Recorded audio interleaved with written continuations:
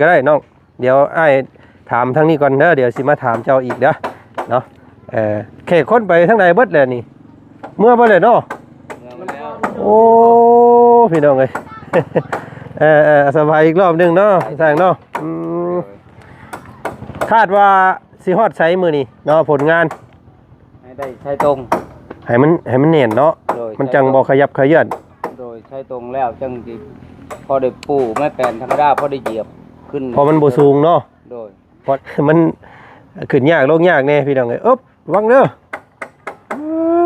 เนาะ6 คูณ 6พี่น้องเอ้ยเดี๋ยวเบิ่งหน้าข้างใดก็ซ้ำกันเบิดเลยเนาะบ่มีมุงสดมุงโซนแล้วพี่น้องเอ้ยนี่นี่โอ้ใส่ได้เพื่อติดต่อขนาดเลยโอ้ตอกไม้ให้ทานนะทางทะลุเพิ่นโอ้พี่น้องเอ้ยเนาะเฮ็ดเวียกเฮ็ดงานกับบ่ม่วนในจิตในใจและเราก็ได้โศกเศร้าอยู่พี่น้องเอ้ยทั้งนี้กังวลเรื่องอ้ายเรื่องนอกเนาะกังวลเรื่องน้องจักสิเป็นแนวใดว่าซั่นจักสิแม่นกังวลเรื่องหยังเงินค้ำกับบ่มีเนาะสิไปเอาน้องชายกลับมาโดดพี่น้องเอ้ยดูให้มันเข้าแบบสั่นซะเฮ้ยโอ้เพราะว่าไม้มันคดเนาะไม้มันคดแต่มันบ่อยากเข้าเราต้องอึ๊บ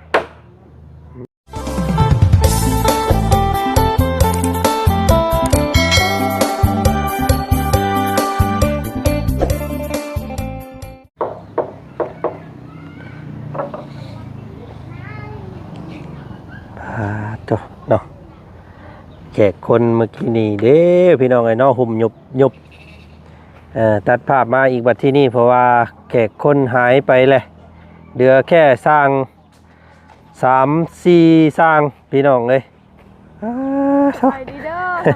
ปลาลุงแล้วก็ทางไอ้น้ำเด้อโดยเนาะสบายดีพี่น้องไอ้โอ้ยเนาะลงคลิปเมื่อกี้นี่ไปป้าลุงหลายคนพี่น้องไอ้น้องยินดีได้ดีใจน้ำเจ้าแล้วก็ตกอกตกใจน้ำเจ้าเพราะว่าบ่เคยเห็นเนาะบ่เคยเห็นเจ้าของบ้านหรือว่าผู้หญิงมาหามเสามาหามไม้ซอยเนาะหาก็เห็นเจ้านี่แหละว่าสั่นพี่น้องเอ้ยเนาะเท่าที่ซอยเดือมานี่ว่าจันยังบ่เห็นไผนะพี่น้องเอ้ยเนาะมีแต่น้องป๊อปเพิ่นนี่แหละป้าลุงเพิ่นห้องนำอยู่ว่าโอ้ยว่าสันระวังไม่อันสลุยจุลุยบอกเพื่อนบ้านเจ้าเอิญจุลุยใช่บ่มันชัดใช่นะอ๋อทับมือบ่บ้านคอยเอิญจุลุยบอดอกเพราะว่าแข่งชื่อกระทึกเบิดเนาะมีมูบักลายเอาพี่น้องโอ้ยเนาะเอาดีใจนำพี่น้องเนาะในที่สุดน้องป๊อปเพิ่นก็ได้มีมือนี้พี่น้องเลยเนาะหายไปใส่ละอีกคนหนึ่งสันสร้างเขาไปปลาโอ้น้องป๊อปเอายังให้เพิ่นกินอีกแล้วบาทนี้เนาะไปไว้มาซ่าเลยแล้วกันเอ้ยเนาะเอาเดี๋ยวไอ้ทักทายทางทีมสร้างเพิ่นก่อนพี่น้องเลยเนาะเบิ่งโธ่เนาะสูงใหญ่คักกะลีเฮือนนี่พี่น้องเอ้ยเอาไปเบิ่งเพิ่นก่อนก็ได้น้องเดี๋ยวอ้ายถามทางนี้ก่อนเด้อเดี๋ยวสิมาถามเจ้าอีกเด้อเนาะแขกคนไปทางใดเบิดแล้วนี่เมื่อบ่เลยเนาะโอ้พี่น้องเอ้ยสบายอีกรอบนึงเนาะทางเนาะคาดว่าสิฮอดไสมื้อนี้เนาะผลงานให้ได้ใช้ตรงให้มันเนียนเนาะมันจังบ่ขยับขยื่นโดยใช้ตรงแล้วจังสิพอได้ปูไม่แปลนธรรมดาพอได้เหยียบขึ้นพอมันบ่สูงเนาะโดยพอได้เอาอันว่าไม่แป้นพาดเนาะพอได้เอาอุปกรณ์ขึ้นไปไว้มันจะง่ายว่าซั่นซะโดยง่ายเอาขึ้นเครื่องหั่นย่อกับมันเบานะมันแม่นอยู่บ่สร้างอันนี้6 คูณ 7นี่เนาะคือใหญ่แท้สร้างบ่6 เมตรนี่6 เมตรตัวนั้นก็6 เมตร6 คูณ 6เนาะตัว7อันมีแต่7ตัวพาดไปพุ่นเนาะโดยพี่น้องบักใหญ่เด้อพี่น้องเด้อเนาะบ่ได้น้อยจักดิโอ้ทางสร้างเกตเพิ่นก็ลำบากแน่นิดนึงเนาะเพ พิ่น มันขึ้นยากลงยากแน่พี่น้องเอ้ยอ๊บระวังเด้อเนาะ6 คูณ 6พี่น้องเอ้ยเดียวเบิ่งหน้าข้างใดก็ซ้ำกันเบิดเลยเนาะบ่มีมุงสดมุงโซนแล้วพี่น้องเอ้ยนี่นี่โอ้ นี่ต้องจ่ายนะได้เพื่อติดต่อกันนั่นเลย โอ้ ตอกไม้เฮ็ดทานนะ ทางทะลุเพิ่นโอ้พี่น้องเอ้ยเนาะเฮ็ดเวียกเฮ็ดงานก็บ่ม่วนในจิตในใจแล้วเราก็ได้โศกเศร้าอยู่พี่น้องเอ้ยทั้งนี้กังวลเรื่องอ้ายเรื่องน้องเนาะกังวลเรื่องน้องจักสิเป็นแนวใดว่าซั่นจักสิแม่นกังวลเรื่องหยังเงินค้ำก็บ่มีเนาะสิไปเอาน้องชายกลับมาโดดโอ้ขมังเลยน้องเพิ่นก็ได้พี่น้องเอ้ยเอาเนาะกับสู้ๆพี่น้องเอ้ยสู้เนาะก็ค่อยเป็นค่อยไปคิดซะว่ามันเป็นเวรเป็นกรรมเฮาเนาะดูแลกันนั่นแหละพี่น้องไอ้น้องในใส่ว่าซั่นซะไสเอาสูตรตัวนี้มาอีกบ่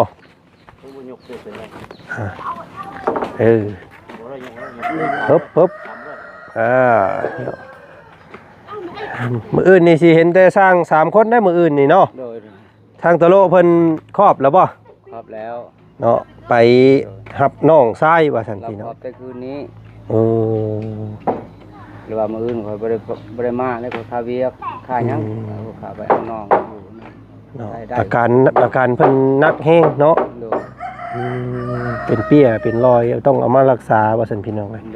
ถ้าบ่รักษานี่ได้มันเสียคนซื่อๆแหละว่าซั่นเนาะจังไดก็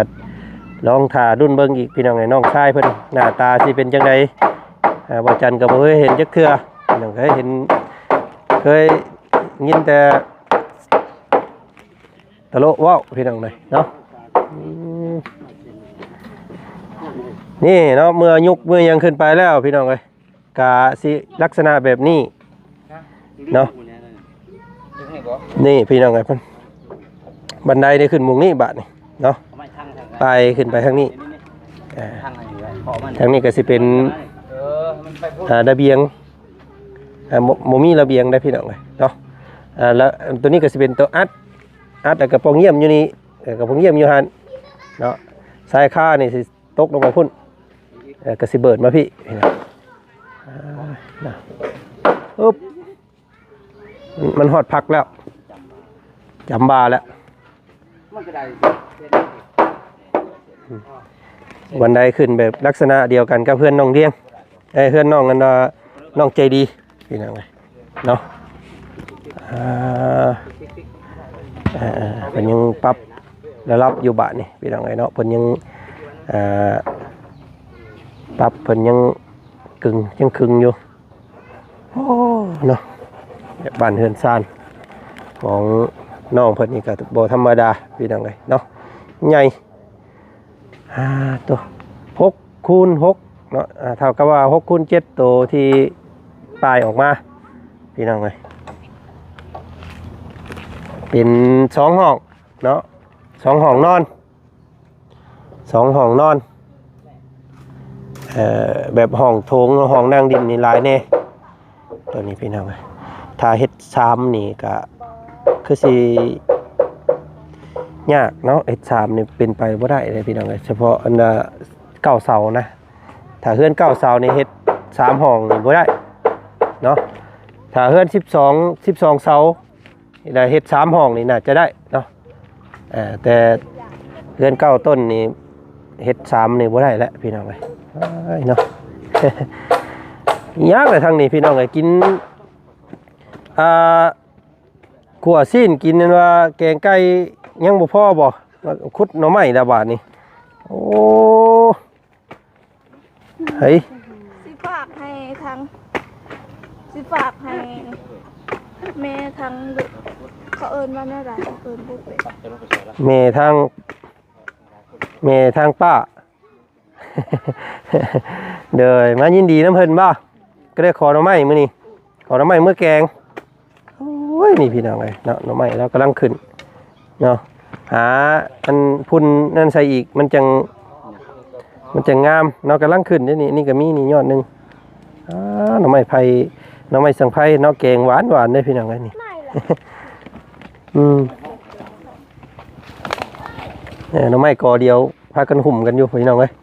เนาะบ่ทันเกิดออกมาดูโรคซ้ำพ่นออกมาหากระเห็นแต่ตาหน่อยนึงเอาเลยอึ๊บแซ่บแกงนี่พี่น้องเด้ยอดนี่โอ้หลายเนาะลายพี่น้องเอ้ยเนาะขยุกขยะอยู่น้องไม่ยำแดงยำอย่างเก่าน้ำพด จับลงจับปลามันคือใช่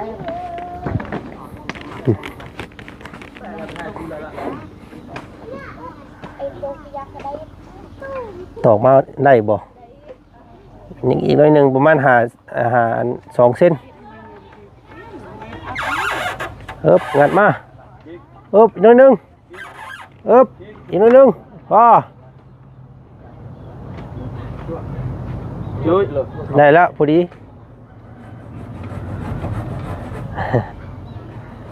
จุ้ยนี่คือยังอันตะโลจุ้ยจะบอกกี่นี่พอแล้วจุ้ยนี่พอแล้วฮะเอ้ยนี่พอแล้ว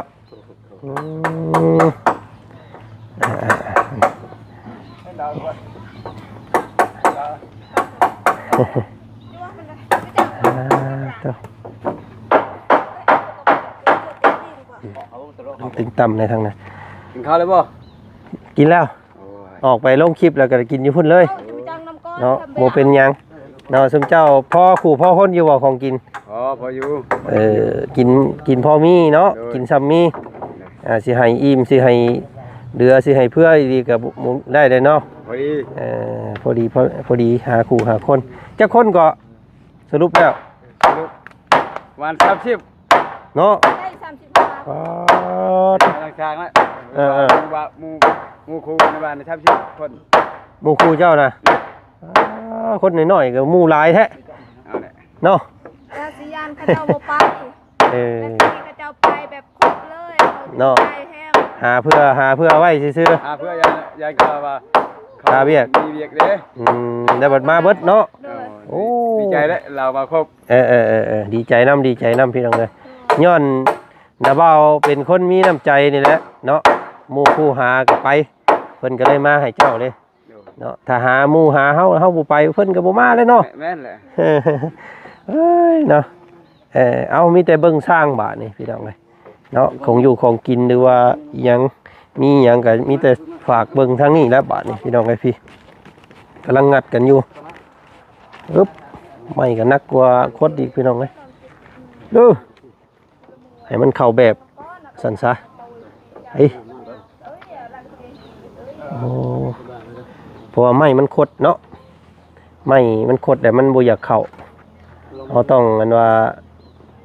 ใส่บังคับมาหน่อยนึงเหยียบไม้วางอัตโลเอ้ยอ้วนช่ำพี่น้องเลยเด้อ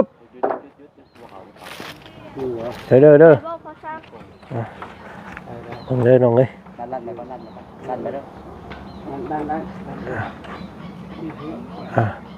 ลงเร็วปิดนะเดียว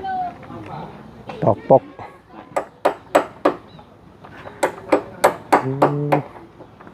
ใครก็ว่าสูงคักเนาะเฮือนเจ้านี่สบายมันเย็นว่าซั่นนั่งดินอยู่ตะลุมตะลางเนาะรถแล่นไปเฉยได้เข้าไปเนาะรถกระบะรถใหญ่เฮานี่เข้าได้สบายรถเจ้าก็ได้เนาะแม่นโอ้สมมุติอนาคตน้องป๊อปได้รถวีโก้ก็เล่นเข้าตารางเลยเนาะเว้าบ่ได้ได้ลูกได้ผัวเนาะลูกผัวพาเฮ็ดพาหาเงินได้ห้วยอนาคตขี่ลงไปเยี่ยมในเด้ออยู่เซนูเด้อ พาผัวลงไปเยี่ยมแน่บ้านเขาทีมงานบ่จันอยู่ซ้ายซั่นโอ้ยเพิ่นฮู้อยู่ดอกทางนั้น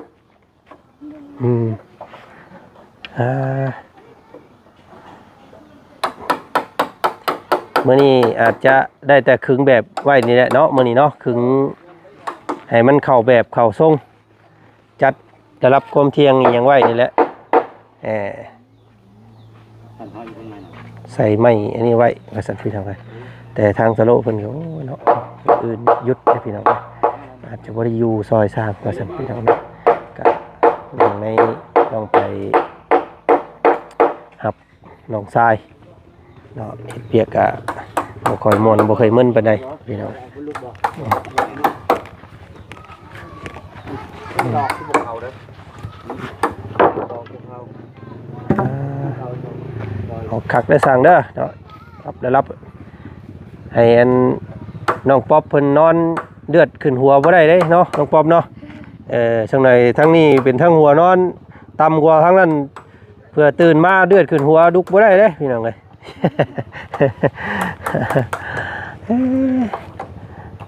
ก็ไว้พี่น้องเอ้ยแต่ปกติสร้างเพิ่นเฮ็ดเนาะถ้าอุปกรณ์มีครบนี่คาดว่าประมาณอาทิตย์หนึ่งนับจากมื้อนี้ไปก็คือสิเห็นใส่หลังคาแล้วแหละว่าซั่นซะเนาะใส่ไม่เส้นไม่หยังแล้วแหละเนาะไว้อยู่เพิ่นเฮ็ดพี่น้องเอ้ยเนาะยิ่งมี3คน4คนไปสิแฮงไว้แล้วนี่อึ๊บครับพี่น้องเอ้ย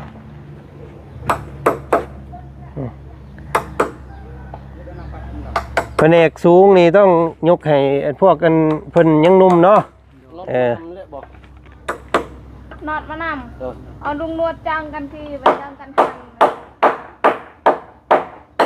ยังอันเดียวเนาะเอาเข้าบ่ได้เนาะน็อตเนาะยังแต่บุลองต้องเปลี่ยนบุลองใหม่บ่แม่นตัวนั้นมันหันบ่ได้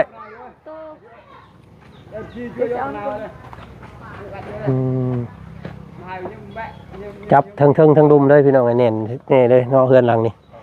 ทั้งก็จับบ่ลองเนาะทั้งดุมก็จับเนาะเป็นขางคู่แล้วก็คือคู่ซึ่งแน่นหนาแหละว่าซั่นซะดูแลตัวเถิงบ่เป็นตัวกลางก่อนอันนี้เพิ่นยังสินั่นอยู่เด้อพี่น้องเด้อเสาสำหรับตัวเสานี่เพิ่นยังสิหนุนทั้งดุมมันขึ้นอยู่เนาะเพิ่นก็บ่ได้ห้องแบบซี่เด้อเนาะเพราะว่าดินมันบ่เพียงว่าซั่นซะโชอันนี้บ่ต้องได้เปลี่ยนใหม่เนาะโอ้ยนี่พี่น้องเอ้ยเอาไปเปลี่ยนก็ได้ข้าว่านั่นเพิ่นเอาตัวเก่าให้มันขี้เมี่ยงกินเลยมันหันบ่ได้เนาะเก็บไว้ เอาไว้ตีหัวคนขโมยไปเฮ็บแล้วลูกเด้อไม่เพิ่นถึกเด้อระวังได้บอกอันน้องเจ้านี่น้องเจ้าบ่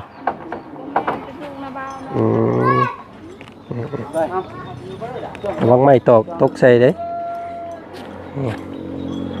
โอ้เจ้าว่าฝนสิตกห้ำสร้างซะบ่จักเนาะคือสิเอาแบบนี้ย่านแม่นเด้อสร้างเอ้ยนี่ก็ยังดีเนาะคนกะเต็มใจแน่มื้อนี้แต่คนบ่เป็นใจนี่แบบให้ออกมาเนาะขี้ง้ออยู่มื้อนี้พี่น้องเอ้ยฝนตกเมื่อคืนนี่เห็นชั่วเสียดมาโอ้ยมื้ออื่นสิได้ย่อเฮือนอยู่บ่ดอกบ่มุงทำไมนอนฝนตกได้บ่ตกเลยแต่ก็มาเฮาเบิ่งเมื่อวานนี้ว่าสิตกตอนแบบตอนกลางคืนหันตอน5 โมงก็ตกแต่ว่าบ่ได้ตกเลยแบบก็ฟ้าฝนเป็นใจเนาะต้องขอบพระคุณดินฟ้าอากาศนำไปทางเลยเนาะที่เป็นใจให้น้องเพิ่นแล้วก็แดดอุ่มบ่แดดจนเกินไปมื้อนี้เนาะแล้วก็บ่มีแสงแดดเฮ็ดเวียกก็ง่ายอีกพี่น้องให้สร้างเฮาเนาะแต่ว่าก็ต้องทำใจให้ได้เฮ็ดเฮือนเฮ็ดซ่านยามนี้นี่ต้องมีฝนอยู่แล้วเนาะบ่แม่นมื้อใดก็มื้อนึงแหละพี่น้องเอ้ยยังดีเพราะว่าคันฝนตกมื้อนี้เฮาย่อบ่ได้เลยได้กับของกินเครื่องเข้าบ่เฮาเตรียมเบิดแล้วอันนี้ก็ถือว่าแล้วเลยได้คันฝนตกคนหมู่มานี่แล้วได้เนาะแล้วกันมีแต่ให้สร้างเพิ่นนิ่นส่วนหลังคาแล้วก่อนพี่น้องเอ้ยเนาะให้เพิ่นเฮ็ดโครงหลังคาก่อนจะจังสังกะสีมามุงเนาะมันจังเฮ็ดอยู่ใต้ล่างได้พี่น้องเฮ็ดอยู่ลุ่มได้ถ้าบ่มีหลังคานี่เฮ็ดเวียกงานยากแท้ๆได้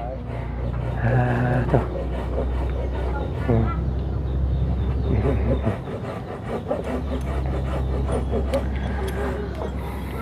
ี๋ยวถามตะโลหน่อยหนึ่งก่อนเด้อพี่น้องเด้อเนาะตะโลมืออื่นไปกับไผก่อนจักคน